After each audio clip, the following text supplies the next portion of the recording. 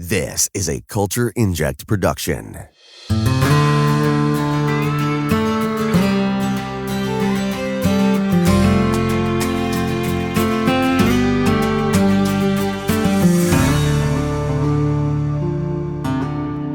Hello, welcome back to all of our listeners. This is Firefly Back in the Skies. I'm Laura. And I'm Chirag. And this week we're talking about the episode Safe. The synopsis is that Mal must choose which crew members to save when one is gravely wounded, and two others are kidnapped. Simon finds an uneasy haven in a remote village, but River's uncanny perceptions jeopardize the Tam's temporary safety. Aired November 8th, 2002. So the cast and crew for this one, we have the usual players, and then we are guest starring Isabella Hoffman as Regan Tam, William Converse Roberts as Gabriel Tam, John Thaddeus as Stark, Gary Wernz as Patron, we have Zac Efron as young Simon, Skylar Roberge as young River, and Erica Tazel as Dora Lee. This was written by Drew Z. Greenberg and directed by Michael Grossman. Just before we kind of jump into the point by point, do you have any overarching, very deep theory about this episode? No overarching deep theories. I did want to mention, like, for the last episode, there were a lot of ball-themed jokes. And like with the malfunctioning ball, and then the what was it, the jewel-priced testicles or whatever. And yeah. I noticed that the biggest one of them all is that the whole episode was centered around them going to a ball. And I can't believe I didn't think of that in the moment. So I'm going to throw that in this one. As retrospectively, can that be edited into the last episode? I hope. I don't know. Go back in time and sort that out. Yeah, that would be nice. It really sucks, like when you think of something great to say like 3 years later and you can't say it. The moment is kind of gone. Anyways. Yeah, I'm one, like, working like face to face with like people a lot in my job, and everyone's always like, "Oh hi, blah blah blah," and often I just kind of give a little laugh or a kind of, and then as you're walking away, you think of something to say, and I'm like, "Oh, I just look like an idiot." But yeah, the thoughts sometimes don't come when you need them. Yeah, what do you have any overarching deep theories? No deep kind of, like, I mean, I don't think this episode really has anything too deep going on. It's really more just kind of giving us a little bit of backstory about River and Simon. Yeah, we do get backstory for River and Simon, and we also get a little bit of like a clue with Shepherd Book. Yes, the question crops up of what's his backstory like. Mm-hmm. What's his story? But we'll talk more about that later. Or we'll talk more about it right now, because I was about to say, speaking of Shepherd Book, I was kind of thinking about this because I'm also thinking about it for something that I'm trying to write just personally. And it's interesting, the pairing of the warrior and the preacher. Because I think every sword, just metaphorically, every sword needs to be guided by a shamanic wisdom, or it might just like strike haphazardly and destructively and not really have a purpose. And I think that is what Mal and Book's relationship was building up to. I think, just like in the Bhagavad Gita, Arjuna, a great warrior, has Krishna to guide him spiritually on the eve of battle. And like, what's so interesting about that story is that it takes place literally on a battlefield, but it's really about the battle within. So I think Book is, and he is kind of like the final guidance that Mal needs in the movie Serenity.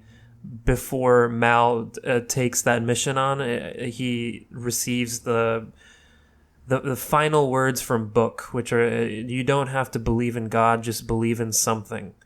And I was thinking, like, specifically in this episode, with the whole warrior priest pairing that we see as a motif in so many stories, I was thinking that maybe Book himself is a microcosm of that, because I don't know if it was confirmed. I did read Shepherd's Tale, but I think that Book is both. Like, he was a warrior, and then he became a priest. From what I've heard, or what my, I guess, conception is that he was like a general on the side of the Alliance during the war. So he was a high up Alliance officer, and that's why they admitted him so urgently when they checked his ident card. Yeah, because he was like an important general who might have contributed to defeating the Independents in Serenity Valley, and perhaps from the casualties of that war and the destruction of it, he kind of retreated into the bucolic bliss of shepherdhood. I don't know, but that's a theory that I guess won't be explored because the show ended and he died. Yeah, I was going to say that. So this episode opens with the first of the flashbacks, and this whole episode is kind of like intertwined with these flashbacks, which I think is done really nicely. A lot of it, the conversation, especially in this first one anyway, the conversation that they're having kind of swings straight into the present day, which is really nicely done. It's a very nice cut. But oh yeah, like with the can you leave your father a few moments of peace, and then it cuts to River, like in modern day, going like, no. Yeah, she's having quite a bad episode. But I guess like the biggest thing from that I remember because I didn't watch this until I was in college, is that it's like, oh, that's tiny Zac Efron, which is like really random. But, yeah, I remember him from High School Musical, because when I was a kid, that was like the second coming of Christ. It's like all the girls at the lunch table were like, we're all in this together. And, you know, it was a good movie. I liked it too. I was singing with them. I was the girl at the lunch table. That was me. I sang. Oh, by the way, in that opening flashback scene, did you find it interesting that River kind of immediately talks about Reavers? Oh, I did find that interesting. Yeah, it's a bit of when she said it, when she spoke, I was like, that's basically Reavers. Yep. And she's kind of like the skeleton key to opening that Pandora's box of horrors of figuring out what happened with the Reavers.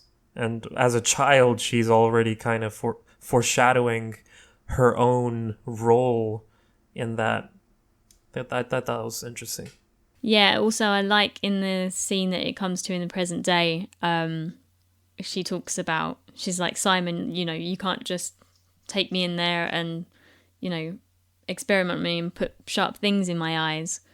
It kind of gives us the first kind of look at what may have really been, you know, happening to her. Because we know that she was taken in by the Alliance and like experimented on or whatever by doctors and that, but clearly it was a very, very traumatic experience, and they did some really messed up stuff. Yeah, it was no day spa, no resort. Yeah, and then obviously they've still got a cargo hold full of cows coming off the back of last episode, and they're heading to unload said cattle. So in the beginning, Mal warns Simon that River is like talking too loudly, and that could spook the cattle, potentially causing a stampede. So I thought it was interesting that River kind of does end up spooking the cattle with her loud voice, kind of figuratively later on, when the whole village gets freaked out and tries to burn her as a witch. So there's that kind of people as cattle connection. And River is a common denominator where, like, Mal warned Simon, if she keeps speaking like this, she's gonna spook the cattle. They're gonna stampede. And in the end, we see exactly that. The people kind of as cattle stampeding over her because they're scared or they're ignorant or whatever it is. They don't understand. And that reminded me of the Reaver guy in episode 3, Bushwhacked, when he was kind of going insane and delirious. He was saying cattle for the slaughter. That was kind of what he said when he was transforming into a Reaver. So people as cattle is an interesting connection. And then when the cattle or the cows finally get out of the ship and they're outside, River goes like, the cows remembered who they are when they saw Sky. And I think Mal really understood what she meant, because that's a metaphor for the people that he identifies with, who kind of like were caged in this alliance society or domination.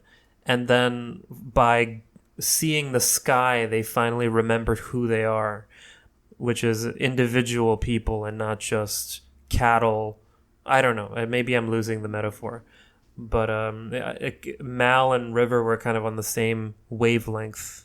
Yeah, I think it's that. And I think this is the thing with Mal. He's got a lot of really good values, and that's what makes him a good man, I think. And I think this episode, especially later on when he talks about, basically what he does in this episode is look after the people on his crew. He does a lot of things that he doesn't necessarily want to do or think is the best thing to do, but he does them because it's in the best interest of the people that are on his ship. Regardless of their backgrounds, regardless of how he feels about them as individuals, they're on his ship, they're under his care, and he does everything in his power to help them. So it's and this episode's a really good showing of that. Do you have any joke moments you want to highlight? Anything you found particularly funny?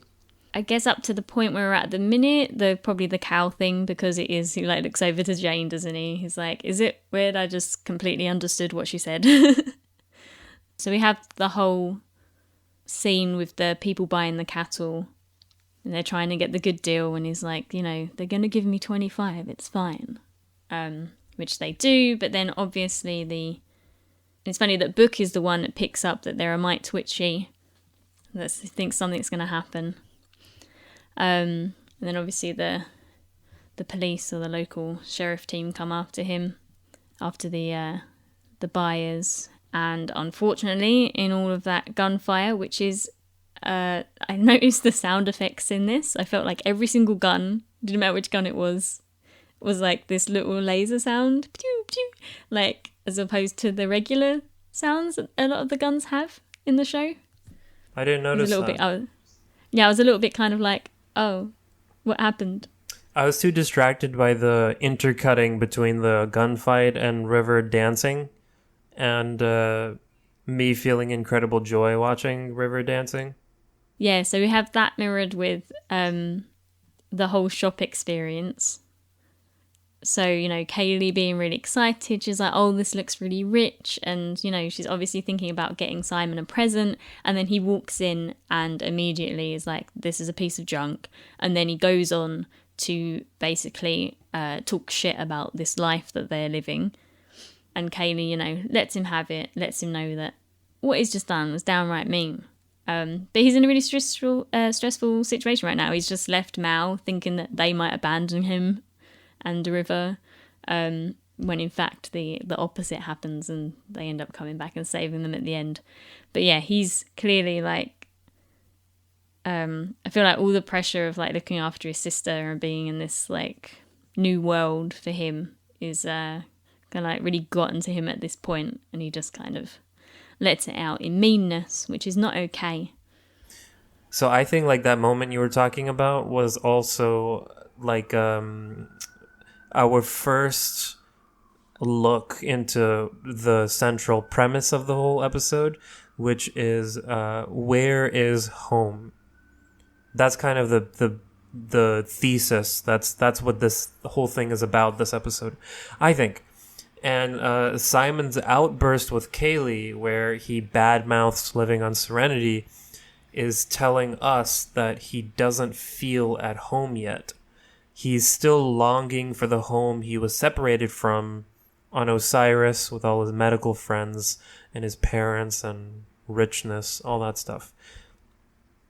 And just kind of to walk through the connective tissue of this thematic thread here, the lady in the village in Kidnap Town, she tells Simon that his home could be in their little kidnap village. But what I think she's really saying to Simon subtextually is that he has to leave the past behind and allow this journey to bring him where he needs to go, and that'll be home. And I think that Simon realizes in the last backflash where he's kind of in trouble and his father comes to get him out, but then his father says, "If you get in trouble again, I will not come for you. Now, are you ready to go home?" And the key word there is home, because I think in that moment Simon knows that's not really his home. Just the reversal of the "I will not come for you. Now, are you ready to go home?" And then it's interesting, given that River says in the Kidnap Town to Simon, "We won't be here long. Daddy will come and take us home," when Simon's dad explicitly said, "I will not come for you." So I think that River I don't think she's talking about their father. I think she's actually talking about Mal, who does come for them. I mean, that's where the evidence points. And then when Simon asks Mal in the end why he came for them, Mal says, "Because you're on my crew." And I think it's in that moment that Simon realizes he's at home on the Serenity. And even Book, like when he gets back on Serenity, he's like, "It's good to be home." So yeah, I think that's really like the theme of this episode, which is where is home, where is safe. And the meal that they have at the very end of the episode is the most homey feeling thing ever. It's like home. If home was a thing, that would be home. And it is an interesting point that the bond of found family is more binding than of blood family. And that's kind of a thing with all of these Whedonverse shows. They're all about found family and finding a home in the most unlikeliest place with the most unlikely people, tourists or high school students and librarians, or rogue demon hunters, and all sorts of interesting characters who just kind of come together for whatever reason and form this home together. Yeah, I like the moment at the end when Book calls the ship home. That like really gets me. I'm just like, oh, it's his home.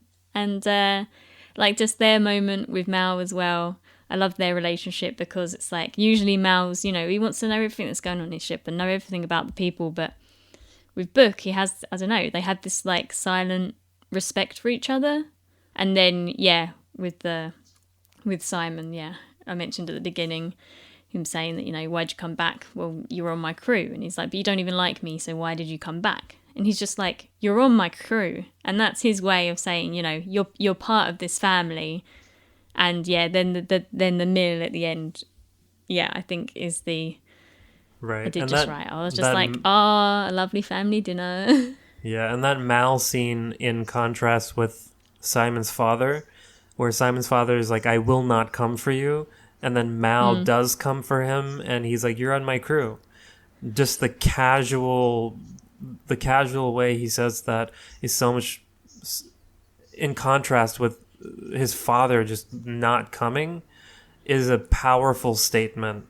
Just like on, yeah, this is home because we're a crew, and there's a bond that crews have, I guess, in a not just in a military way, like I guess in submarines, or on a ship, like in the ocean, a crew is a very tight-knit group of people that is akin to a family. So going back to the river dancing scene, I do believe that in the from what I remember from years and years ago watching the like special features, that Summer Glau was a dancer. Makes primarily sense. before acting. Yeah, so yeah, and she looks very at home dancing. It's like this moment of peace for her. At home. Yeah, which all comes down and then obviously kind of gets shattered because as Book gets shot, she obviously feels that or senses that. Yeah, and her dancing is also a callback to the flashback in the very first scene where Zac Efron is like, aren't you supposed to be practicing your dancing? And she's like, I learned it already. And then you see when she walks up to those people dancing, she just analyzes their feet and their moves like she's calculating, and then she just figures it out and starts doing it. So we're kind of getting a glimpse at what her abilities are.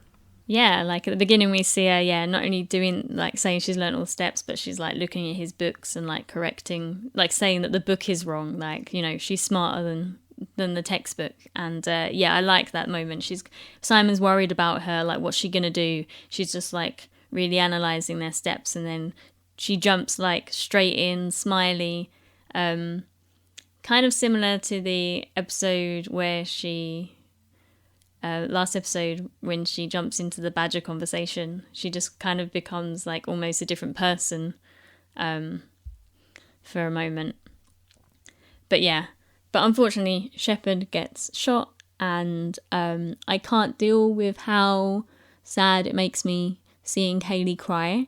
She was like, I found that so upsetting. And then obviously we have the big old kind of, well, it's not, I don't think it's that big of discussion. I think it's actually quite a quick discussion and decision to take him to an alliance ship. Well, it kind of cuts, so we don't really see the full conversation. But I'm assuming after Inara goes up and she's like, you know where to go, and Mal's like, no way. It kind of cuts, and then off screen they go on for at least another hour of intense yelling and screaming, and Mal at least like pounds his fist at least 3 to 4 times before giving in. No, I think that happened. He cares about Book. They've got he does right. Real nice relationship going on. I think Mal kicked over at least one chair though off screen. I think he agrees to go to the Alliance cruiser, and then as he walks away, he kicks over everything he sees in frustration. Yeah. Like, you know, with a few son of a bitches. Mm-hmm. Yeah. That he loves because to the say. show is kind of like, it has to follow the ratings of television, so you can't really have curses other than in Chinese. But there was a lot of that in this episode. Yeah. I think this is one of the heaviest dialogue-wise. There was a lot of the Chinese. And then we get the first look at, so when the Alliance crew come on, and they're like, you know, we don't just take anybody. So Shepard gets his ID out, and just straight away, get this man on the ship. So as you said, I mean, even at this time, we're assuming that he's got some kind of past relations with the Alliance and must be, you know, of a certain level, which kind of makes you worry that Mal's automatically going to kind of see him as an enemy. But yeah, it's not the case. He's part of the crew, and he seems to have the crew's best interests in mind and not be affiliated with the Alliance anymore, so... But he's welcome on Mal's ship. How messed up is it though that before they saw the ident card, they were like, we're not an emergency medical people. I guess they don't have a Hippocratic oath or anything. That's kind of messed up. Yeah, kind of similar. I don't know. Like, oh, you've not got health insurance? Oh, then you can't have this life-saving treatment. Yeah. You know, it's like putting value on a life or whatever. Mm-hmm. Like, oh, you're not important enough for us to save your life, even though it'd like cost them nothing and they'd have him in and out in no time probably, which they do. Showing us some of that ruthlessness of the Alliance. And then, going back to River and Simon being kidnapped. Like, the whole thing, I'm just kind of like, oh God, everything they've been through. He's like rescued his sister, ended up on this ship. They've been through all this stuff already. And then they get to somewhere where, oh, maybe they could stay somewhere like this and they'll be safe. And then, oh no, at the first sign of, she's got some kind of power or whatever, she must be a witch. I'm like, give these guys a break. They were so happy before that happened. There is this thing about abduction in this episode. And in general, like, so from what I've read, in medieval Europe times, there was this myth of fairy demons who would abduct healthy children and replace them with broken, ugly, defected children. Kind of like Indiana Jones replacing the golden idol with a rock. And I connected that here because I think it squares interestingly with River, who was kind of abducted as a healthy child and returned to Simon broken, to use her own words. And then River's connection with Mute Girl in Kidnap Town is interesting because they were both healthy children who were abducted from normalcy by some kind of trauma and returned to this society which is hostile to them either because of ignorance or because of, oh, they're a threat, that kind of thing. Yeah, that's all I have. It was interesting to see River interact with another child who kind of was dealing with trauma, but then she also kind of exposes that politician dude. Yeah. Which is funny because I think that guy knows that she's not a witch, but he was kind of playing into the ignorance of the village, just to silence her because she knows the truth. That's like all witchcraft stuff though, isn't it? It's like if you watch like The Crucible or whatever, it's all just like, oh, that person did something that I didn't like, I'm gonna accuse them of being a witch and get them killed. And once you get accused of being a witch, there's like, and you get the frantic people involved in the town, and they're all like, oh, they're a witch, because they don't have minds of their own, and they all just become this one entity. Then, and like what Simon says, this is, your ignorance and your lunacy. Then you're boned. You're gonna die, even though you're not a witch. But yeah, so as soon as he hears her saying what is obviously true, that he had killed the past like town leader, he's like, she talks falsehoods. I think so that no one in the town. The lady in the little hut who was like, "Thou shalt not suffer a witch to live." I think she was genuinely ignorant and thought that River is a witch, but the politician dude was more Machiavellian. He I don't think he was ignorant per se. He's covering up for himself. Using ignorance to kind of to he's using the townsfolk right, and in that way he's a bit like a microcosm of the Alliance, because the Alliance are also these authorities who are using their power to silence River because she's a threat to them. So you'll see like this big like hierarchical, oppressive, tyrannical thing like the Alliance is not unique. It occurs naturally within human behavior. That animalistic aspect of us that we get from our genetic ancestors, that is within us. And anytime we achieve power, there is a temptation to just give in to the corruption of it, like the ring that Frodo has to wear but no one else can wear, that kind of thing. Mm-hmm. And then we have the Simon puts up a really good fight, and then sees that this is no battle that he can win, and basically is like, well, I'm just gonna come up here and die with my sister then, because that's and a touching moment. It's a really like touching moment. He's prepared to die for her, and if there's no way out, then he'll go with her, because she is his life, right? She is everything to him. Yeah, and when River says it's time to go, Simon like closes his eyes in that moment. Yeah. And he's ready to go. And that's the most hero thing a hero can do. That makes Simon like an archetypal hero. The willingness to sacrifice yourself for something other than yourself, something more important than yourself. That's what heroes do. And Simon is a hero. I don't know. He's a very compelling character on this ship, where you would think Mal is the lead hero, but he's the anti-hero. Simon is the prototypical hero. And then I guess River would be the one who has the most bandwidth to evolve. But it's funny that Simon is like a hero in this moment, but the next thing is, the ship with Jane hanging out, and then you have Mal and Zoe coming around the corner, and he's like, "What are we?" And she's like, "Big damn heroes." Oh yeah, I didn't even think of that. Yeah. And then I love the whole, she's a witch. He's there to save her, and they're like, "Yeah, but she's a witch," and he's like, "Yeah, but she's our witch."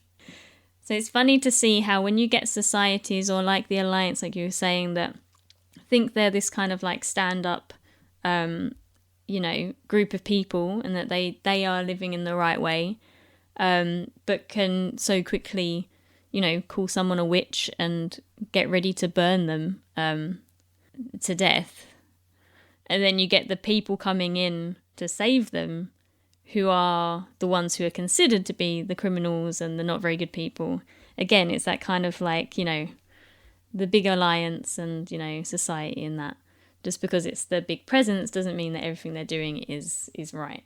Yeah, I get what you're saying. And the Alliance does kind of come in heroically as well, saving Book, in a sense. You see the small town people kind of as villains, and the Alliance kind of as heroes in a twisted way. Yeah. Oh, I was going to say the next funny moment, so when they're back on the ship and Jane is like frantically returning all of their stuff. Just as like Simon comes up, he's like, oh hi, nothing to see here, I didn't steal any of your shit. Like, also he's definitely scared of River. You think? And he's so? got no, I think so. At this whole point he's scared of River because like she's crazy or whatever, and we haven't even got to the moment where like he should be scared of River, when she actually like hurts him. So it's I think he's definitely a bit scared of her, just because she's like this unknown entity. Yeah, and then I guess that's kind of it for this episode. We've kind of already covered the wholesome ending. Book says that the ship is home. The home is also, for Simon, because he's part of the crew. And then we end on that lovely family dinner, and it's just it's a really nice episode for just everyone kind of, I think, fully coming together as this one family. Yeah, and in the end, it really becomes a home. I think that's what this episode really, how it moves the ball forward. Because I think, and maybe this is, I don't know, maybe this is just me, but this one and also Train Job were the two that I rewatched the least. I wasn't the biggest fan of either of these. But there's no bad episodes of Firefly. Like, they're all really, really good episodes. And this one makes it a home. So that's the valuable thing serially to move forward. And this is like one of the few episodes where it carries something from the previous one into this one. I don't know. What do you think? Oh, sorry. I was just going to ask, like, what do you think about this one in your ranking of all of them? Like, how does this one compare?